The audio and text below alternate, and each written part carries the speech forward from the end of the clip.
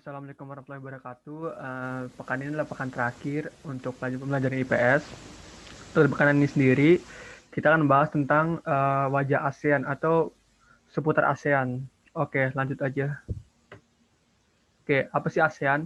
ASEAN merupakan kerjasama antar negara-negara yang berada di kawasan Asia Tenggara. Jadi ada 10 negara di sini. Kamboja, Thailand, Singapura, Indonesia, Malaysia, Laos, Vietnam, Filipina, Brunei Darussalam bersepuluh ini membuat kerjasama yaitu ASEAN. Cuma ada satu negara di Asia Tenggara yang tidak ikut ASEAN, yaitu cuman Timor Leste. Nah, ini adalah letak astronomis Asia Tenggara. Posisi astronomisnya berdasarkan garis tangan bujur, Asia Tenggara terletak pada posisi 28 derajat LU sampai 11 derajat lintang selatan, dan 93 derajat bujur timur sampai 141 bujur timur. Kawasan Asia Tenggara dilewati garis khatulistiwa ekuator dan garis balik utara. Posisi geografis Asia Tenggara ini mempengaruhi iklim dan kegiatan ekonomi penduduk. Letak geografisnya Asia Tenggara berada di antara benua Australia dan daratan utama benua Asia serta Samudra Hindia dan Samudra Pasifik. Nah, ini Asia Tenggara. Dari sini, ini Cina, ini udah Asia Timur. Nah, ini di sinilah bagian Asia Tenggara, dari sini sampai sini. Sini udah masuk Oceania. Ini adalah Papua Nugini. Dan di sini adalah Asia Tenggara yang diapit oleh dua samudra, yaitu Samudra Pasifik dan Samudra Hindia. Ini adalah Samudra Asia, yang termasuk Asia Tenggara sendiri juga termasuk benua Asia, dan diapit oleh Australia. Ini adalah posisi letak geografis Asia Tenggara. Nah, sejarah ASEAN. ASEAN sendiri beda dengan Asia Tenggara. Asia Tenggara adalah letak lokasinya, sedangkan ASEAN adalah kerjasama antar negara-negara di Asia Tenggara. Nah, negara-negara ASEAN di kawasan Asia Tenggara sendiri tergabung dengan ASEAN. Berdirinya organisasi ASEAN yaitu Association of Southeast Asian Nations. Sebelumnya diawali dengan adanya pertemuan 5 menteri luar negeri dari negara-negara Asia Tenggara pada 5 sampai 8 Agustus 1967 di Bangkok, Thailand. Dari pertemuan tersebut diperoleh kesepakatan untuk mendirikan organisasi kerjasama yang diberikan nama ASEAN. Menteri luar negeri yang ikut menandatangani adalah pertama ada Adam Malik dari Indonesia, kedua abis itu ada si Raja Ratnam dari Singapura, ada Tanat Koman dari Thailand, ada Narcisco Ramos dari Filipina, dan ada Tun Abdul Razak dari Malaysia. Mereka berlima adalah perwakilan dari negara-negara masing-masing negara, Malaysia, Singapura, Thailand, Indonesia, dan Filipina, yang untuk memperakasai pendiriannya kerjasama antar negara-negara Asia Tenggara. Jadi awalnya itu ASEAN sendiri awal cuma berlima. Habis itu setelah ini berlima, Indonesia, Singapura, Filipina, Malaysia, Thailand berlima, mulailah ada beberapa negara-negara lain yang ikut masuk ke dalam ASEAN, yaitu pertama Brunei Darussalam. Habis itu Vietnam, diikuti oleh Laos, Myanmar, dan Kamboja. Kamboja sendiri adalah member terakhir ASEAN atau anggota ke-10. Sedangkan Laos dan Myanmar barengan tanggal 23 Juli 1997. Jadi Indonesia, Singapura, Filipina, Malaysia, dan Thailand adalah member sekaligus memperakasai pendirian ASEAN. Selanjutnya, ini adalah tujuan dan hasil kerjasama ASEAN. Tujuan berdiri ASEAN sesuai berdasarkan deklarasi Bangkok adalah sebagai berikut. 1. Mempercepat pertumbuhan ekonomi, sosial, dan kebudayaan di kawasan Asia Tenggara. Kedua, meningkatkan kerjasama, perdamaian, dan stabilitas regional di kawasan Asia Tenggara. Ketiga, bekerja sama untuk mendirikan industri dan memperluas perdagangan internasional. Keempat, meningkatkan kerjasama untuk kepentingan bersama dalam bidang ekonomi, sosial, budaya, pendidikan, teknik ilmiah, dan administrasi negara. Kelima, memelihara kerjasama dengan organisasi regional dan organisasi internasional.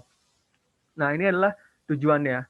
Sedangkan hasilnya sendiri ada berdirinya Universitas ASEAN di Pematang Siantar, Sumatera Utara, habis itu ada berdiri pupuk urea amoniak di Malaysia, berdiri pabrik abu di Thailand, terbentuknya ZOFAN, Zone of Peace, Freedom, and Neutrality, zona bebas netral, berdirinya tempat promosi ASEAN untuk pedagang, investasi, dan pariwisata di Tokyo, berdiri pabrik pupuk ASEAN di Indonesia, berdiri pabrik tembaga di ASEAN di Filipina, berdiri pabrik vaksin hepatitis di Singapura. Jadi kerjasamanya ini ada di masing-masing negara. Setiap negara punya satu hasil kerjasama di ASEAN.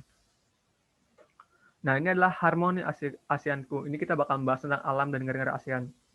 Asia Tenggara memiliki wilayah yang berluas sekitar 5 juta kilometer yang terletak di Tenggara di benua Asia. Daratan utamanya terbentuk semenanjung yang dikenal dengan Indochina.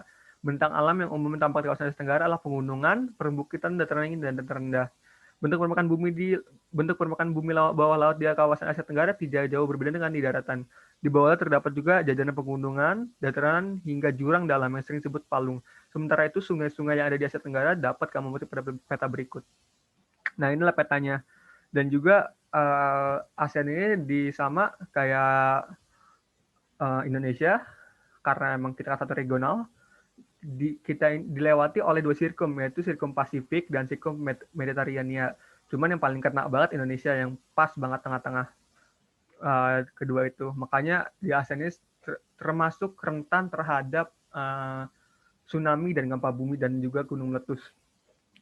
Kecuali negara-negara yang agak aman di sini, sekitar sini. Di sekitar Thailand, Malaysia, Singapura, terus di Pulau Borneo, yang di mana situ ada 3 negara, ada Kalimantan, Malaysia, dan Brunei. Dan yang kurang aman yaitu ada Filipina, Indonesia, dan Kamboja. Secara keseluruhan wilayah Asia Tenggara berada di sekitar ekuator khatulistiwa, yaitu di antara garis balik utara 23 derajat sampai 30 lintang utara dan garis balik selatan 23 derajat 30 lintang selatan. Kesamaan letak astronomis tersebut menyebabkan negara-negara di kawasan Asia Tenggara memiliki iklim yang tidak jauh berbeda. Ya, jadi rata-rata iklim-iklim yang di kawasan Asia Tenggara hampir-hampir mirip, yaitu agak-agak tropis. Di area di sekitar garis ekuator, Pulau Kalimantan, Sulawesi, dan Sumatera di Indonesia, Malaysia, Brunei, memiliki iklim ekuator, yaitu iklim tropis dengan curah hujan tinggi. Musim hujan kemarau berganti setiap setengah tahun sekali. Yaitu, ingat, dari April sampai Oktober, yaitu musim panas, sedangkan dari Oktober sampai April itu musim hujan. Oleh karena itu, di kawasan ini banyak terdapat hutan-hujan tropis. Wilayah-wilayah di atas pulau di bawah garis ekuator ada Filipina Utara, Thailand, Kamboja, Laos, Vietnam, Myanmar, Pulau Jawa, Sumba, Flores, dan sebagainya di wilayah Indonesia, serta Timor Leste. Mengalami iklim musim tropika. Di wilayah tersebut banyak temui hutan-hutan musim dan sabana. Sini agak panas yang di bawah garis ekuator ini. Selanjutnya ada daerah-daerah pegunungan, memiliki pegunungan. Kawasan ini juga banyak terdapat hujan orografis. Hujan orografis adalah hujan yang dihasilkan dari pegunungan. Karenanya banyak temui hutan-hutan lebat di daerah pegunungan. Ya, inilah rata-rata tiga wilayah yang ada di kawasan Asia Tenggara. Tropis, terus habis itu yang iklim musim tropika, dan juga ada pegunungan. Tapi kalau untuk pegunungan sendiri cuma hanya beberapa negara yang punya iklim pegunungan. Selanjutnya adalah sumber daya alam ASEAN. ASEAN memiliki berbagai SDA. SDA tersebut di beberapa negara dibedakan menjadi dua, yaitu yang dapat diperoleh dan tidak dapat diperoleh. Dapat diperoleh adalah hutan. Lebih dari 50 kawasan Asia Tenggara, berarti setengahnya kawasan Asia Tenggara tumbuh hutan. Hutan Asia Tenggara terlihat beberapa jenis, antara lain hutan hujan tropis, khatulistiwa, hutan monsun, hutan belukar, hutan gurun, hutan pantai, dan hutan rawa. Pertanian termasuk adalah yang dapat diperbarui. Negara-negara Asia Tenggara, kecuali Singapura, Brunei, Darussalam, dan Malaysia, lebih dari 50% penduduk bekerja di bidang pertanian. Jenis tanaman yang diusahakan dibedakan menjadi tanaman pangan dan tanaman perdagangan. Pertanian tanaman pangan yang utama adalah padi. Pertanian tanaman perdagangan yang utama di kawasan Asia Tenggara adalah karet dan kelapa sawit. Jadi negara-negara ini yang di Asia Tenggara, kecuali Singapura, Brunei, Darussalam, dan Malaysia, ini rata-rata kayak Indonesia, Filipina, itu rata-rata lebih dari 50% penduduknya itu bekerja di bidang pertanian. Sedangkan kalau kayak negara-negara lain kayak Singapura, Brunei, biasanya itu lebih ke sektor jasa. Karena kayak Singapura, Brunei itu dia itu kurang wilayah, jadi lebih diutamakan jasanya dan produksinya dibanding untuk pertanian. Sedangkan untuk negara-negara lain yang punya luas yang lumayan besar, mereka pada bertani untuk pekerjaannya. Dan pertaniannya biasanya padi, dan untuk perdagangan biasanya adalah karet dan kelapa sawit. Bahan tambang. Kawasan Asia Tenggara menghasilkan beberapa berbagai bahan tambang. Bahan tambang dapat dibedakan menjadi jenis logam, non-logam, dan bahan bakar. Inilah bahan tambang. Nah, ini adalah karakter penduduk negara ASEAN. Berbagai kegiatan penduduk Asia Tenggara dilakukan untuk memenuhi kebutuhan hidupnya. Jadi kegiatan penduduk antara lain ada di bidang pertanian, perikanan, kehutanan, pertambangan, industri, dan kerajinan. Jadi bisa dibilang lebih untuk penduduk negara ASEAN sendiri masih kebanyakan kerja di alam, yaitu di perikanan, pertambangan, kehutanan, ketimbang di sektor-sektor kayak industri. Nah, ini kita akan membahas tentang Indonesiaku dan ASEAN, yaitu apa sih impact atau manfaat Indonesia atau peran Indonesia di ASEAN. Saya cuma bakal bahas setengah, setengah lagi kalian bisa baca di buku ya.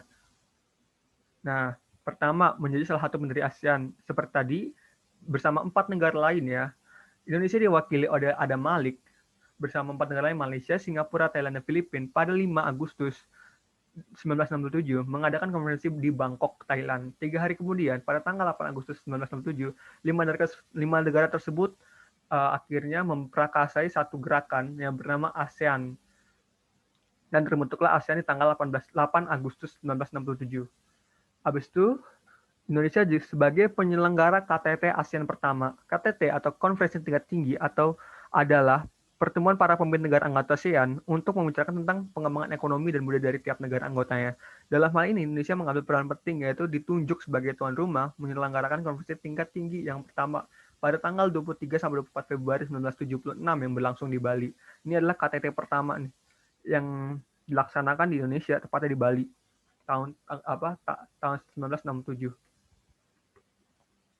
Selanjutnya, Indonesia sempat menjadi penengah konflik antara Kamboja dan Vietnam.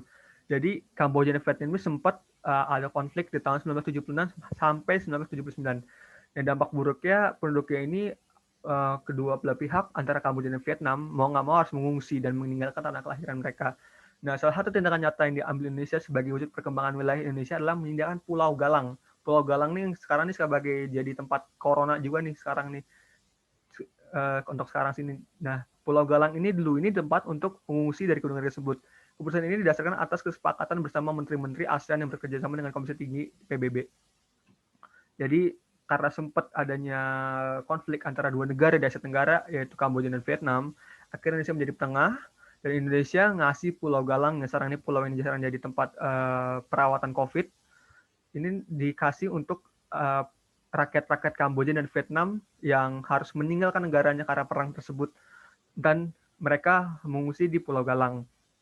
Nah, habis itu Indonesia sebagai pusat kesekretariatan ASEAN. Pada konferensi tingkat tinggi ASEAN pertama yang dilaksanakan di Indonesia, tepatnya di Bali, yang tadi, salah satu keputusan yang ditetapkan adalah pembentukan sekretariat ASEAN pertama yang berpusat di Jakarta dengan sekretaris jenderal pertama yaitu HR Darsono. Indonesia telah dipercaya untuk 3 kali menjabat sekretaris jenderal ASEAN, yaitu yang pertama HR Darsono tahun 1978, habis itu Umbandi Nyoto Wijono 1978-1999, dan Rusli Nur 1989 sampai 1992.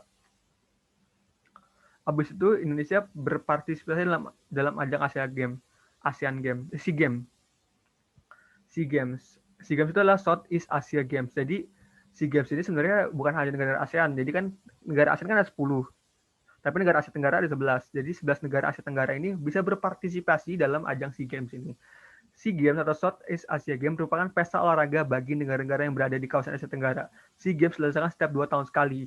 Sejak pelaksanaan pertamanya di tahun 1999 dan Indonesia sudah beberapa kali menjadi tuan rumah dalam pesta olahraga ini. Indonesia terakhir menjadi tuan rumah di SEA Games pada tahun 2011 dan Jakarta dan Palembang sebagai kota penyelenggaranya. Jadi Indonesia sudah sering banget berkali-kali untuk menjadi tuan rumah ajang Southeast Asia Games ini. Dan yang terakhir banget Indonesia tahun 2011 menyelenggarakannya di Jakarta dan Palembang. Habis itu Indonesia sempat menjadi pemimpin ASEAN. Indonesia pernah menjabat sebagai pemimpin ASEAN itu pada tahun 1994 yang lalu di masa Orde Baru, di mana Indonesia saat itu dipimpin oleh Bapak Presiden Soeharto. Hal ini terjadi karena Indonesia dianggap mampu menjaga hubungan kerjasama yang baik di antara negara-negara yang lain, mengatasi permasalahan hukum di Indonesia, serta mempertegas pelaksanaan tujuan berdiri ASEAN sebagaimana tercatat pada perjanjian Bangkok. Beberapa pertemuan yang diselenggarakan selama kepemimpinan di ASEAN yaitu ASEAN Ministerial Meeting, ASEAN Regulator Forum, dan pertemuan kementerian yang berada di kawasan Asia Tenggara. Jadi Indonesia sendiri sempat menjadi pemimpin ASEAN waktu itu di tahun 1994. Oke. Nah, sekian untuk pertemuan terakhir ini. Semoga kedepannya adik-adik lebih giat lagi untuk belajarnya ya. Terima kasih.